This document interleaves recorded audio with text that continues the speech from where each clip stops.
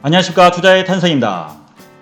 오늘은 이재명 대통령 후보의 국토 보유세에 대해서와 먼저 이재명 후보보다도 먼저 기본소득당의 용해인 의원이 국회 대표 발의한 토지세 및 토지 배당에 관한 법률안에 대해서 자세히 살펴보겠습니다.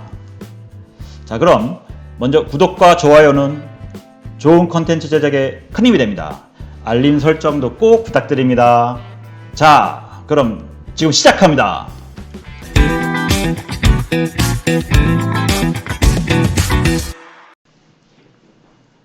이재명 후보의 기본소득 연계형 국토 보유세에 대해서 자세히 살펴보겠습니다. 동아일보 기사를 보면 기존에 이재명 후보가 국민이 반대하면 국토 보유세를 안 할 수 있다, 뭐 이런 식으로 얘기를 했다가 뭐 철회한 적이 없다라고 다시 또 이렇게 번복을 했죠. 이 얘기는 지금은 안 하는 척 하다가 결국에 대통령 되면 무조건 하겠다라는 뜻으로도 보입니다. 그래서 우리는 이재명의 국토보유세가 뭐 어떤 것인지 한번 살펴볼 필요가 있겠습니다. 이재명의 국토보유세에 대해서 한겨레 신문에 11월 22일자 기사가 나온 게 있는데 요거를 통해서 요 기사를 통해서 한번 자세히 알아보는 시간을 갖도록 하겠습니다.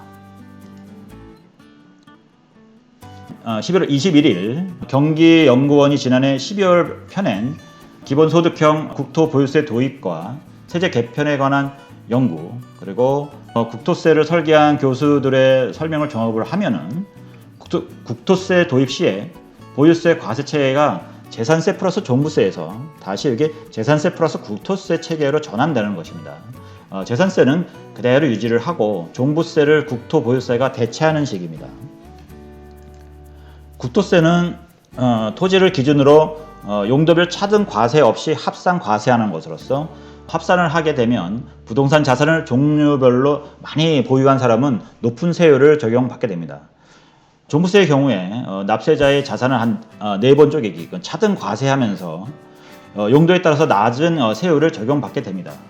주택분과 토지분을 나누고 토지분은 또다시 별도 합산 토지 또는 종합 합산 토지, 분리 과세 토지 등으로 나누는 식으로 나눠지게 됩니다.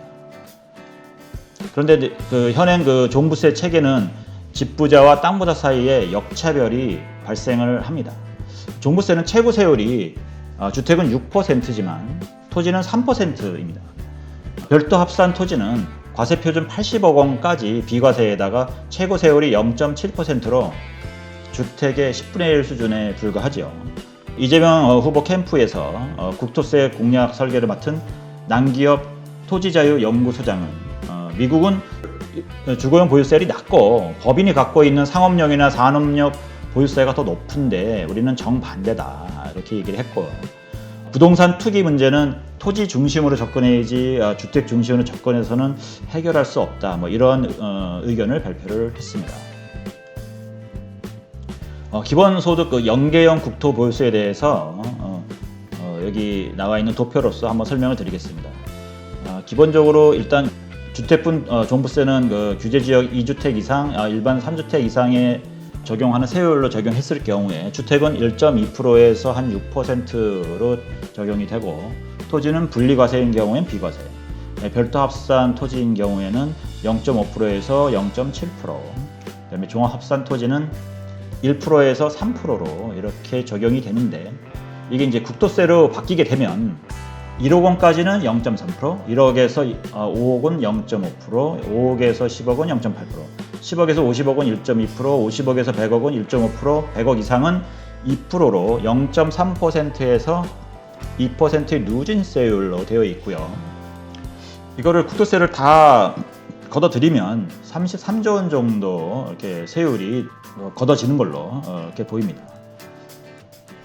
여기 이제 주택과 토지 종부세 납세 대상자 수 추이를 보면 토지에 대해서는 크게 증가하지는 않았는데 주택의 경우에 종부세가 2013년도에는 19만 명에서 2020년에는 66만 명으로 이제 한참 늘어나는, 올해는 거의 뭐 100만 명 가까이가 더 들어왔죠. 이렇게 이제 주택이 더 많아졌다. 그리고 지금 그 33조 원 정도의 이제 세수가 이제 예상되는데 그 종부세 보전으로 해서 이제 3조 원을 이제 빼고 30조 원 정도가 소득이 있는데 이거를 기본소득으로 인당 60만 원씩 나눠주겠다는 뜻입니다. 즉 한 10%, 한 220만 가구가 순부담 가구로, 그러니까 10%가 뭐 주로 많이 낸다는 얘기고요. 그리고 나머지 90%, 1980만 가구는 60만 원씩 나눠 갖게 된다라는 이런 구조로 설계되어 있습니다. 이거를 종합부동산세하고 국토보유세를 좀 비교를 해보면 종합부동산세는 일부의 그 부동산 소유자에 대해서 과세를 하는 반면에 국토보유세는 그냥 토지를 갖고 있으면 조그만 평수라도 모두 다 세금을 내게 돼 있습니다.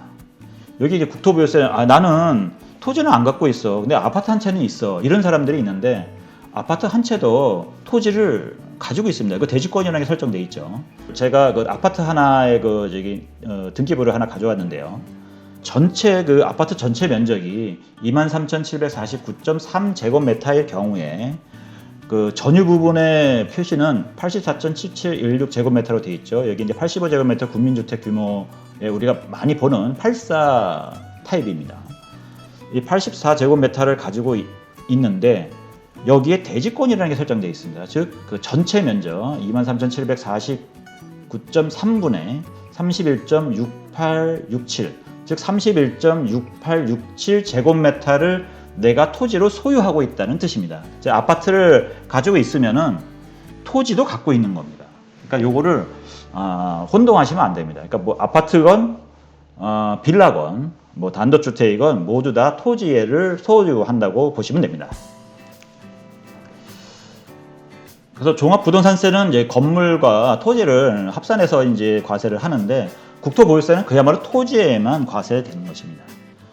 그리고 이제 용도별 차등과세를 종합부동산세는 용도별 차등과세를 적용하지만 국토보유세는 용도별로 따지지 않고 그냥 과세를 하는 것입니다. 그리고 인별 합산, 인당 합산하는 것은 둘 다 똑같고요. 그리고 종합부동산세는 1세대 1주택자이면 11억 원까지 감면받습니다. 즉 비과세 감면을 받는다는 얘기죠. 그리고 나머지 분들은 6억까지도 감면을 받아서 6억, 11억까지는 종부세가 나오지 않습니다. 하지만 국토보유세는 이런 게 없기 때문에 모든 사람한테 다 나온다는 뜻입니다. 그리고 과세 표준도 기본적으로 공시가격에다가 공정시장 가액 비율이 곱해지는 형태인데 국토보유세는 아예 그냥 공시지가 하나만 갖고 과세를 하겠다라는 구조를 가지고 있습니다. 여기서 우리가 하나 살펴봐야 될 내용이 과연 뭐 이런 식으로 기본소득을 막 나눠주는 게 과연 그러면 옳을까? 그럼 우리보다 앞서 있는 나라, 만약에 스위스인 경우에는 2010년도에 기본소득을 월 300만 원씩 나눠주겠다고 해가지고 국민투표를 붙인 적이 있습니다. 그런데 이제 희한하게도 이런 앞서 있는 스위스 국가인데도 불구하고 유권자의 77%가 반대해가지고 국민투표로 부결됐습니다. 월 300만 원씩 받으면은 저도 참 굉장히 좋을 것 같은데. 근데 이거는 결과적으로 이렇게 하는 거는 그야말로 공정하거나 정의롭지 못하다고 본 것이겠죠. 그러니까는 스위스 같이 이제 국민의 의식이 높고 이런 나라는 이런 기본소득을 막 주는 거에 대해서 그러니까 경제관념이 좀 앞서 있다라고 생각이 듭니다. 이제 최근에 이제 미국이 이제 코로나 때문에 이렇게 퍼주기 복지를 이제 많이 하고 있는데 요즘에 뭐 보시면은 노는 사람이 돈을 더 받는다. 뭐 그래가지고 일을 안 한다. 이런 것 때문에 굉장히 지금 오히려 최저임금을 2배를 받는데도 불구하고 실업수당이 더 유리한. 그래서 근로요금을 아예 꺾어버리는 무상지원이 이게 좀 부작용이 심각하다. 이런 기사입니다. 그쪽에 자영업자가 이제 붙여놓은 방인데 여기에 뭐 어떻게 써여 있냐면은 인원이 부족합니다. 출근한 직원들은 조금만 인내심을 가져주세요. 아무도 더 이상 일하고 싶어 하지 않네요. 라고 밑에 이제 영문으로 적어놨습니다. 이런 식으로 아무도 일하고 싶어 하지 않는다. 미국이 980만 명의 실업자가 있는데도 구인난이 심각하다. 이런 뜻입니다. 즉, 자꾸 일을 안 해도 돈을 받고 이제 이렇게 하다 보니까는 일하고 싶어 하는 의욕이 이제 사라졌다는 얘기겠죠. 어떻게 보면 상당히 좀 우리나라도 유심히 잘 살펴보아야 될 내용이 되겠습니다. 과연 그러면 이재명의 그 국토보유세, 순부담 가구가 한 10% 되고 이걸 이제 논하갖는 90%가 이제 수혜 가구가 되는데 과연 이게 공정할지, 그럼 이게 과연 정의롭다고 할 수 있을지 이거는 여러분의 판단으로 맡기겠습니다. 그리고 이제 용해인 의원이 대표 발의한 토지세 및 토지 배당에 관한 법률안이 지난달 11월 16일 날 대표 발의가 됐습니다. 토지세 및 토지 배당에 관한 법률안으로서 이게 지금 그 이재명 후보가 얘기했던 그 기본소득에 대한 내용이 그대로 들어가 있습니다. 요거를 한번 우리가 자세히 살펴볼 필요가 있겠습니다. 먼저 그 용해인 의원은 기본소득당으로서 비례대표이고요. 그 다음에 이제 원내대표입니다. 그리고 1990년 4월 12일생으로서 21대 국회의원입니다. 이 사진에서 보시다시피 이제 자기의 이제 갓난아기를 국회에 데리고 와서 가지고 그 많은 언론의 스포트라이트를 받았던 그런 아주 국회의원이 되겠습니다. 그래서 이 토지세 및 토지 배당에 관한 법률안의 주요 내용을 한번 자세히 읽어볼 필요가 있겠습니다. 이 법은 자산과 소득 불평등을 완화하고 부동산 가격의 안정을 기하하며 국토의 균형 발전을 도모하기 위해 국토세를 부과하고 그 재원을 모든 국민에게 평등하게 분배하는 것을 주요 목적으로 한다. 토지세는 모든 토지를 과세 대상으로 하되 지방세 특례 제한법 또는 조세 특례 제한법에 의한 재산세 비과세에 관한 규정을 준용한다. 즉 재산세 규정을 그대로 가져오겠다는 뜻이겠죠. 토지세의 과세 표준은 기본 공제 없이, 이 기본 공제 없이라는 것은 모든 사람한테 다 부과하겠다는 뜻이겠죠. 납세 의무자별 과세 대상 토지의 공시 가격을 합산한 금액으로 하며 토지세의 세율은 10억 이하, 그다음에 10억 원 초과, 100억 원 이하, 그다음에 100억 초과 이렇게 이제 세 개의 과표 구간별로 나눴습니다. 이재명의 그 구간은 6단계로 나눠져 있었는데 여기는 3개 구간으로 조금 더 간편화되어 있습니다. 그래서 개인은 0.8에서 1.5, 법인 납세자는 0.5에서 1.3으로 여기는 좀 그 법인 납세자가 조금 더 낮은 이재명 캠프에 하고는 조금 다른 식으로 이제 좀 설계가 돼 있고요. 부동산 시장의 동향과 적정 토지 배상액을 고려하여 각 과표 구간별 세율에 대해 30% 범위에서 인하 내지 인상할 수 있도록 탄력 세율을 규정안을 두었습니다. 그리고 토지세액에서 지방세법의 그 토지분 재산세는 세액 공제해주겠다. 요거는 아마 이중과세가 되지 않게 위해서는 당연하게 이렇게 했다고 보입니다. 토지세액 전액을 토지 배당 특별 회계의 수익금으로 전입하여 토지 배당 수급권자에게 평등하게 배분토록 하였으면, 이 얘기는 그야말로 한 30조 원의 수익이 나는데 그거를 나머지 뭐 1인당 60만 원씩 나눠주겠다라는 그런 뜻입니다. 그 토지 배당 수급권은 그러면 그거에 대한 나눠주는 금액에 대해서는 양도나 담보 제공 또는 압류 등을 금지하고 토지 배당액에 대해 국세 및 지방세를 부과하지 않으며 국민기초생활보장법 개별 가구의 실제 소득에 포함되지 않는 것으로 했습니다. 이거는 참 법을 잘 제정한 것 같습니다. 이 법은 공포 후 1년 이후에 시행한다. 바로 시행하기는 어렵겠죠. 요거에 관련된 대통령령도 개정해야 되고 그 다음에 그 세법들도 많이 바뀌어야 되기 때문에 1년 이후에 시행하는 것은 좀 타당하다고 보입니다.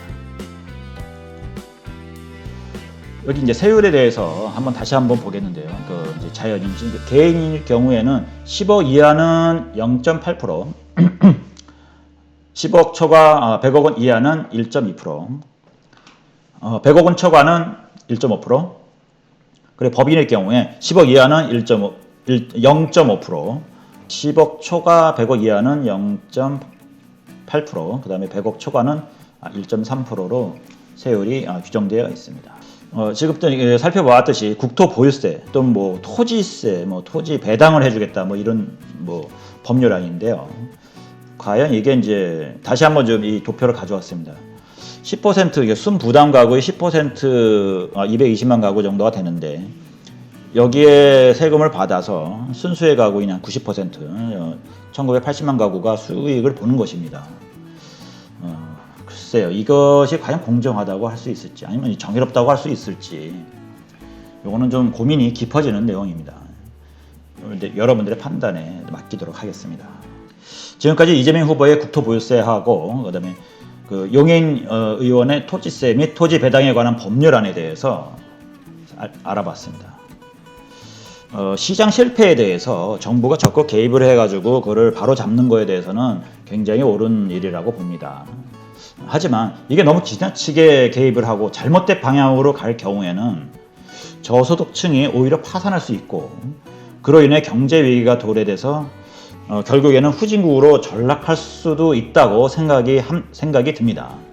그러니까 이런 정부의 잘못된 시장 개입을 좀 주의해야 된다라는 것을 제가 좀 강조드리고 정치권이나 아니면 뭐 국회의원들이 좀 더 이거는 민감한 부분이기 때문에 잘 살펴서 좋은 방향으로 갔으면 좋겠습니다. 긴 영상 시청해줘서 감사합니다. 구독과 좋아요는 좋은 컨텐츠 제작에 큰 힘이 됩니다. 감사합니다. 투자의 탄생이었습니다.